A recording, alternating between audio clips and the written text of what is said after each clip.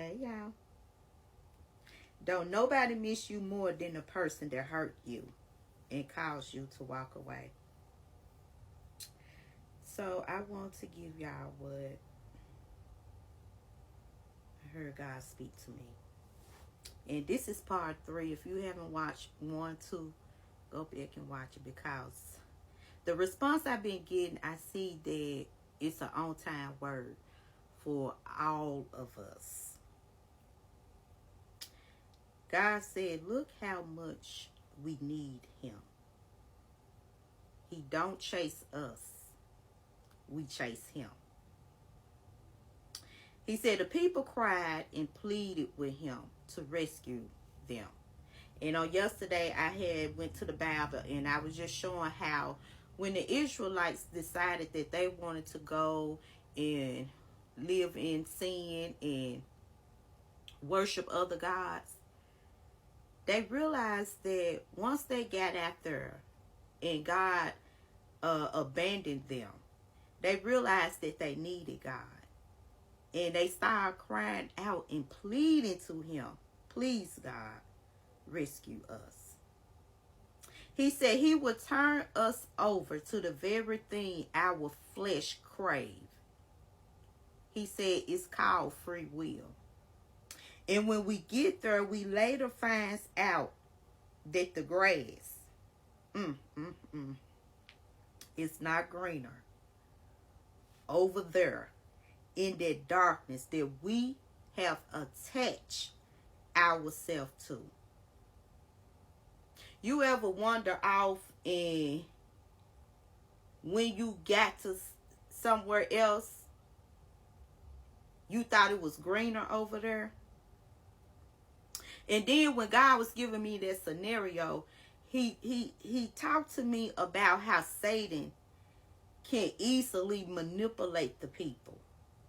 Because if Satan is a deceiver, guess what? Everything that Satan presents to us is false.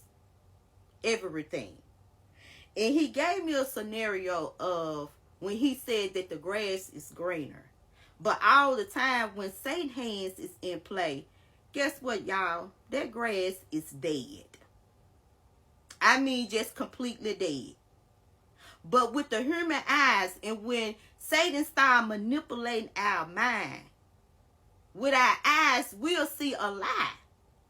But Satan is presenting it as if it's just the perfect thing.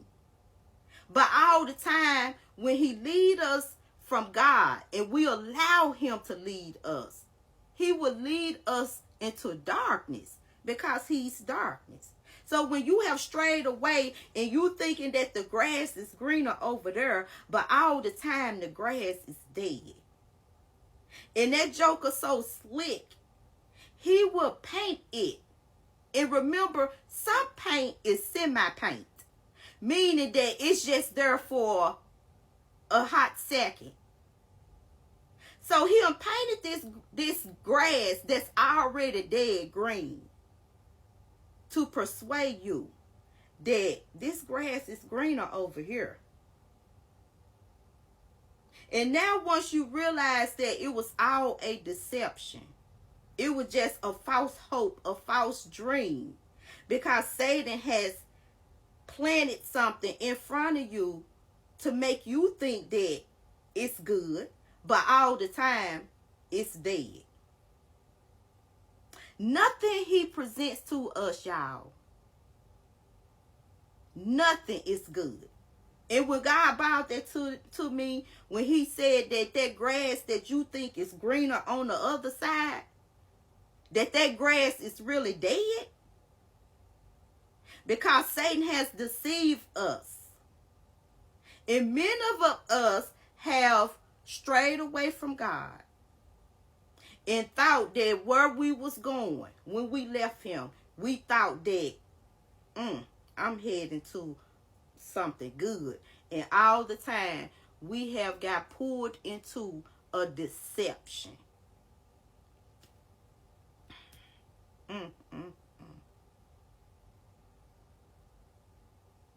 So he told me to bring up about, I had went on a fast with some brothers and sisters in Christ back here the other week, and the man of God that was did the fast, he was saying that God was saying that it's time to ask for self-control.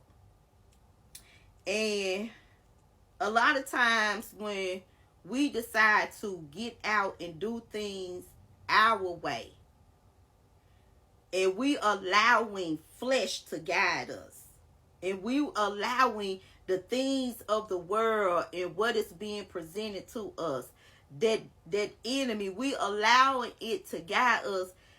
God was saying we have to start asking for self-control. And that was something that he taught me during that fast, that it's time to ask for self-control. And when you learn how to ask God for that self-control, guess what? You will learn how to not to be so quick to jump on everything that your flesh wants. And the man of God, when we first started the fast, he made a comment, and it stayed with me. He said that the flesh wants things, but we have to learn how to tell that flesh that you're not in control of me. I'm in control. So when the flesh wants things, God teaches us to have self-control, and that way we can tame that flesh. And when you feel like, that you want to get off that path with God and get out there and wander in the wilderness, go back to that wilderness, go back and play in that darkness. Hey, we have to learn how to say, nah, flesh. That's what you want, but I'm in control. So God told me to bring that up, that maybe somebody that was just like me, maybe God is telling somebody also that ask him for self-control. And that way that your needs, you can learn how to say, nah, but that's not what God is telling me to do. Your flesh, because you do know the flesh is weak. And the enemy knows that your flesh is weak. So that way, that when the flesh starts telling you that it's something better out there for you, because I can offer you more than what God is giving you.